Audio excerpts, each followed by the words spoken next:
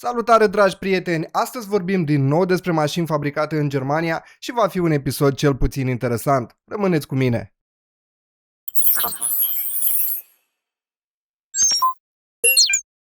Într-un episod mai vechi am vorbit despre cele mai rele mașini fabricate în Germania și videoclipul a atras reacții mixte în comentarii. Dacă nu l-ai văzut încă, o să las un link aici.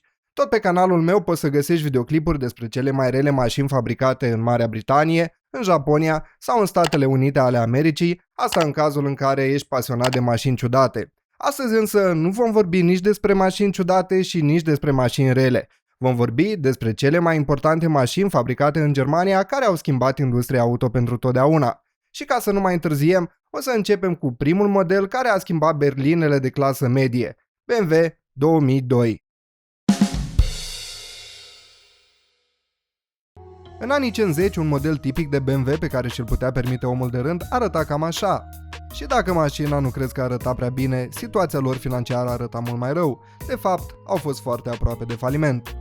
Nu era loc de greșeli, următorul model trebuia să fie o mașină care se va vinde în număr mare și va salva compania. Iar în 1961, BMW anunță modelul 1500. Grozav! Câțiva ani mai târziu, bucurându-se de succesul acestuia, BMW oferă mașinii un upgrade și aici lucrurile devin interesante. În 1968, mica berlină primește un motor de 2 litri pe carburație și își schimbă numele în 2002. Noul motor dezvolta 100 de cai putere și propulsa mașina până la 160 de km pe oră și asta era foarte mult, având în vedere că modele rivale de la alți constructori cu greu se apropiau de 145 de km pe oră.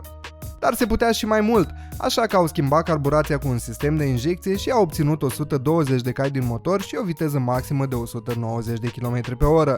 Noua variantă îmbunătățită se numea 2002 TII. Era ușoară, agilă, avea un șasiu rigid și manevrabilitate bună, se comporta foarte bine când era împinsă la limită și asta le-a mai dat o idee. Exact, ați ghicit, să-i mărească puterea, așa că au adăugat un turbo și asta a schimbat lucrurile în totalitate.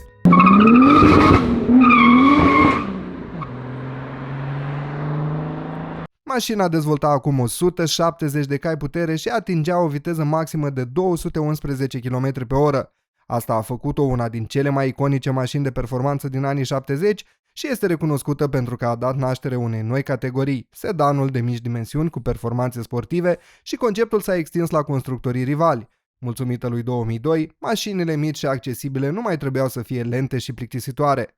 În 1975 a fost înlocuit cu modelul E21 sau primul Seria 3. Pe locul 9, versiunea de stradă a unui model de curse și totodată mașina care a ajutat compania Mercedes-Benz să devină recunoscută la nivel mondial, Mercedes 300 SL. Pare greu de imaginat, dar Mercedes nu a fost întotdeauna compania la care ne gândim astăzi. După al doilea război mondial, aveau dificultăți la fel ca majoritatea constructorilor de automobile din Europa și un model tipic de Mercedes din acea perioadă arăta cam așa.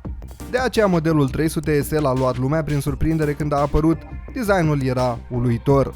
A rămas una din cele mai frumoase mașini clasice din toate timpurile, pe același loc cu Jaguar E-Type, Aston Martin DB5 sau Alfa Romeo 33 Stradale, dar 300 SL era o mașină de curse adaptată pentru viața de zi cu zi și asta o făcea cu adevărat specială.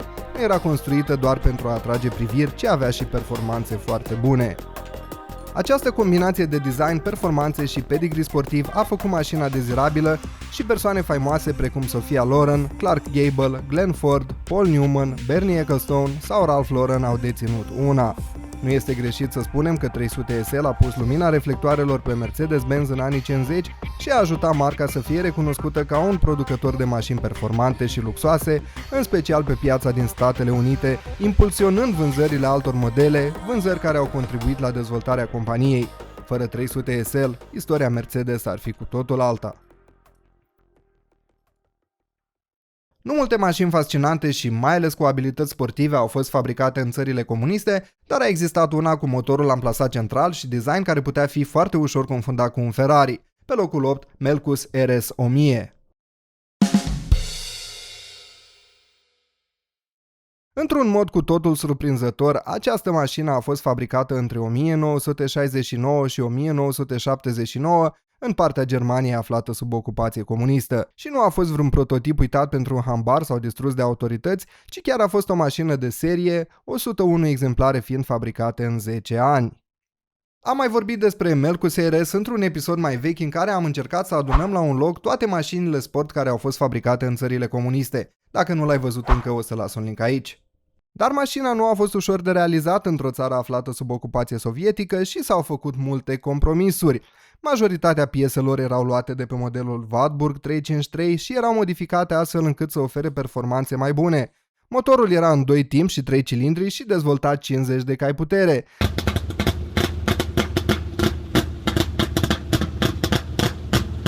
Dar cu câteva modificări și un carburator de motocicletă ajungea la 70 de cai putere și o viteză maximă de 165 de km pe oră. Versiunile de curse dezvoltau chiar 100 de cai și cu ajutorul unei cutii de viteze modificată, care în loc de retur avea o a 5-a treaptă, mașina depășea 200 de km pe oră, ceva de domeniul fantasticului pe atunci, comparat cu alte mașini produse de comuniști.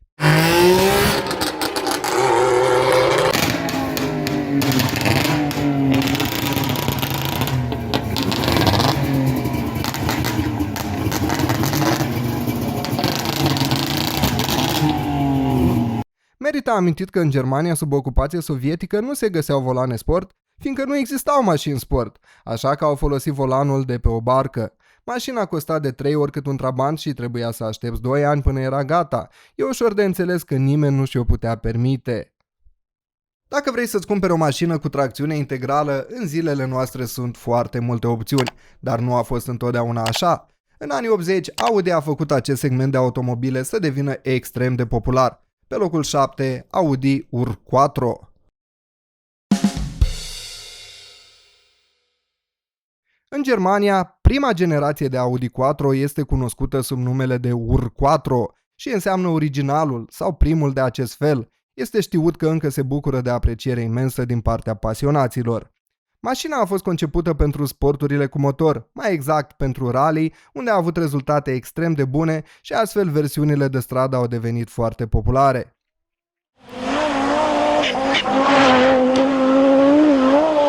A intrat în producție în 1980 și a fost atât de bună încât s-a produs timp de 11 ani fără să îi se aducă modificări majore. Tehnic a rămas neschimbată în tot acest timp. 3 variante de motorizare au echipat mașina până la sfârșitul producției, oferind o putere de 200 de cai și demaraj de la 0% în aproximativ 7 secunde. R4 strălucea pe suprafețe umede și alunecoase, ploaie, zăpadă, drumuri neasfaltate, unde nicio altă mașină nu putea să îi egaleze performanțele. Până în 1991, când producția a fost oprită, 11.452 de exemplare au fost fabricate, iar în zilele noastre a devenit o mașină clasică de colecție. Există firme specializate care transformă variantele de stradă în replici ale modelelor de curse, iar dacă găsești una de vânzare, va trebui să scoți bani serioși din buzunar. Un model tipic de Porsche din anii 80 dezvolta în jur de 250-260 de cai putere, dar cineva s-a gândit că mașina poate mai mult. Pe locul 6, RUF CT-R. În anii 40 și 50, RUF însemna un service auto cu o benzinărie alături. Cum au ajuns să fabrice cea mai rapidă mașină de serie din anii 80? Povestea e destul de simplă. Cei de la RUF au deschis un atelier specializat în lucrări de mentenanță și reparație exclusiv pentru modele Porsche, dar la solicitarea clienților efectuau și modificări la mașinile de serie, modificări menite să le crească performanțele și abilitățile sportive. Mașinile erau atât de bune încât în anii 80 cei de la Porsche au fost de acord să le furnizeze șasiuri de 911 fără serie, numite șasiuri în alb, pe care cei de la RUF să construiască propriile lor versiuni ale mașinii. Câțiva ani mai târziu se naște RUF CT-R, poreclită Yellowbird. Mașina era complet reproiectată și foarte diferită de varianta lui 911 care ieșea pe porțile fabricii Porsche. Cei de la RUF i-au adus o serie lungă de modificări și au proiectat de la zero o nouă cutie de viteze în 5 trepte care să facă față puterii enorme pe care o dezvolta motorul.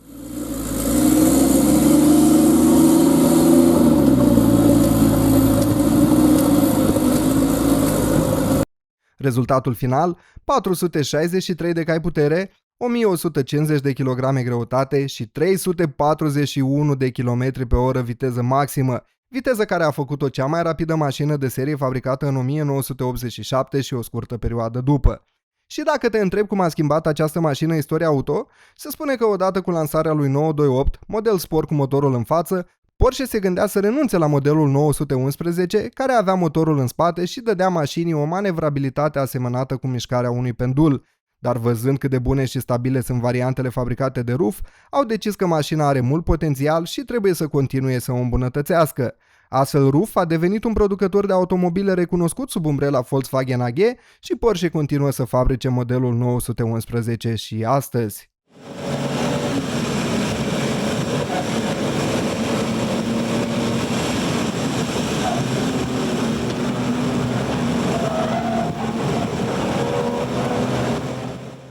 Nu sunt foarte multe lucruri care nu s-au spus despre următoarea mașină și este cea care a schimbat pentru totdeauna limuzinele de clasă medie. Pe locul 5, BMW M5.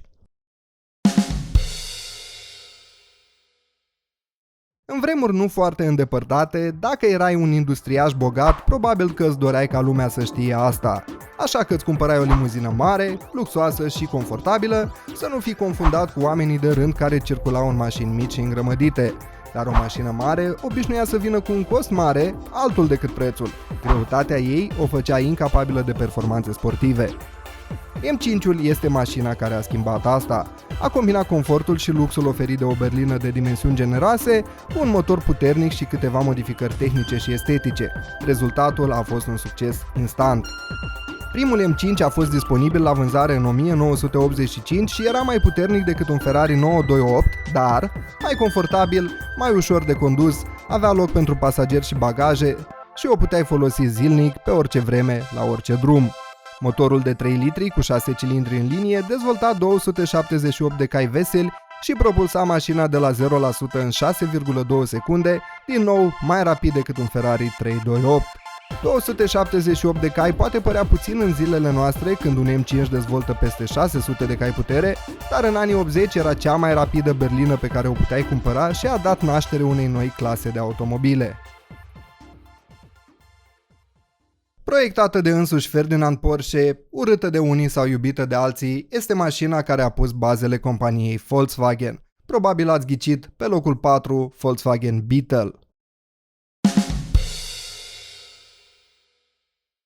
De multe ori acest model este asociat cu partidul nazist, dar în realitate povestea este puțin mai complicată. În Germania anilor 30 mașinile erau bunuri de lux, doar o persoană din 50 își permitea să dețină una. Ferdinand Porsche, un designer renumit pe atunci pentru modele faimoase din gama Mercedes sau Auto Union, încerca de mai mulți ani și chiar reușise să dezvolte un prototip de mașină accesibilă la preț și încerca să atragă atenția investitorilor pentru a începe producția de serie. Dar vremurile erau incerte și au devenit mai complicate odată cu venirea naziștilor la putere. Povestea a ajuns la urechile lui Hitler, care își dorea și el o mașină ieftină, capabilă să transporte 2 adulți și 3 copii și să atingă o viteză de 100 de km la oră, pe care muncitorul de rând să-și o poată permite cât timp el era ocupat cu planuri de expansiune, război și distrugeri în masă. În 1938, mașina devine realitate la un preț de aproximativ 1000 de mărci. Venitul mediu pe atunci în Germania era de 130 de mărci pe lună, deci multă lume și-o putea permite. La sfârșitul războiului, această mașină a relansat industria auto într-o țară îngenunchiată economic. Era ieftină, simplă, ușor de reparat și oarecum fiabilă la standardele de atunci. Datorită prețului redus și a costului mic de întreținere, în anii 60 mașina a devenit un simbol al libertății și mobilității, mai ales pe piața din Statele Unite, motiv pentru care vânzările au crescut, producția a continuat și a continuat și a continuat mulți ani.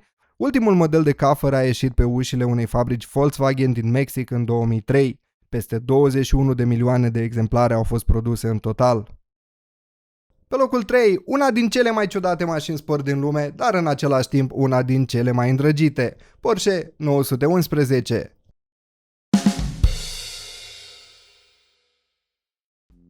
Cunoscută în Germania sub numele de 911, faimoasa mașină sport cu motorul în spate este fabricată de Porsche din 1964 și a ajuns la a 8-a generație și peste 1 milion de exemplare fabricate.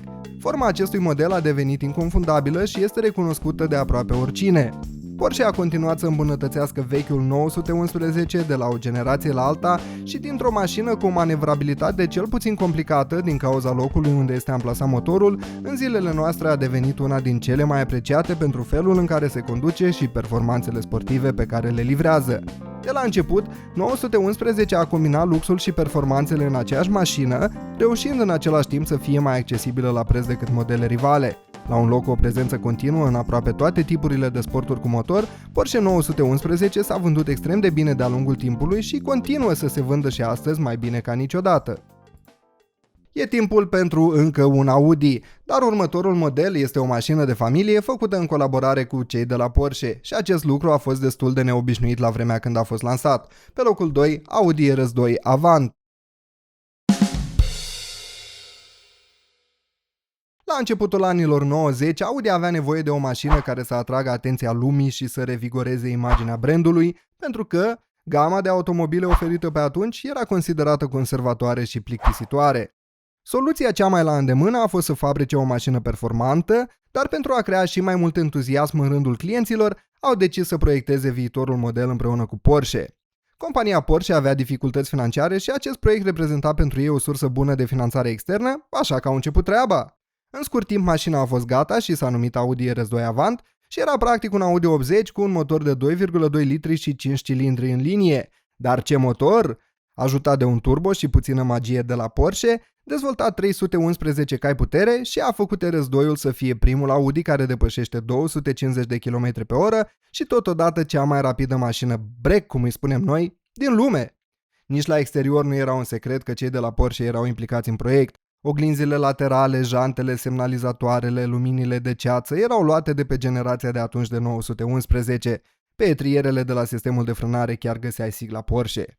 Mașina a fost o ediție limitată, fiind fabricată doar 2891 de unități vreme de 2 ani, dar a deschis noi oportunități pentru Audi. Se pare că o mașină break, care poate transporta toată familia și o cantitate mare de bagaje, dar în același timp oferă performanțe sportive serioase, a fost o idee bună și a atras interesul cumpărătorilor. În scurt timp, Audi începe să fabrice gama RS4 și RS6, care continuă și astăzi și se bucură de foarte mult succes. Înainte să trecem la prima poziție, o să vă rog să vă abonați la canalul meu și dacă vă place acest videoclip să-i dați un mare like. Spuneți-mi în comentarii dacă sunteți de acord cu modelele pe care le-am ales pentru lista de astăzi și ordinea în care le-am pus. Să continuăm cu locul 1. Pe primul loc putea fi o singură mașină, Volkswagen Golf 1 GTI, și a schimbat lumea hatchback-urilor pentru totdeauna. Nu este primul hot hatch, am mai vorbit despre asta într-un episod mai vechi, dar a devenit cel mai popular. Povestea primului Golf GTI este destul de complicată. Pe atunci conducerea Volkswagen nu avea nicio intenție să fabrice un Golf mai rapid și mașina a fost dezvoltată de câțiva ingineri care au lucrat în secret la primul prototip. După lungi eforturi, proiectul primește undă verde de la Volkswagen și în 1976 intră în producție. Inițial nu se așteptau să fabrice mai mult de 5.000 de exemplare, număr necesar pentru a omologa și înscrie mașina într-o serie de competiții. Până la finalul producției, Golf 1 GTI s-a fabricat în peste 460.000 de unități. A fost un succes imens. Un Golf 1 normal avea în jur de 50 de cai putere. GTI-ul a transformat o mașină lentă și instabilă într-una rapidă și plăcută la condus. Cu numai 810 kg era ușoară și agilă, iar mulțumită motorului de 1,6 litri, care dezvolta 110 cai putere, putea atinge 100 de pe loc în doar 9 secunde și continua să accelereze până la 182 de km pe oră viteză maximă. O versiune cu motor de 1.8 a fost dezvoltată ulterior, versiune care atingea și mai repede 100 în doar 8,2 secunde. Și cel mai important, a rămas accesibilă la preț. Dacă îți plăcea să conduci și voiai o mașină rapidă, nu mai erai nevoit să cheltui o avere. Puteai cumpăra un Golf 1 GTI și te bucurai de toate plăcerile la volan. Într-un mod ironic, mașina poporului i-a dat puterea pe mâna poporului.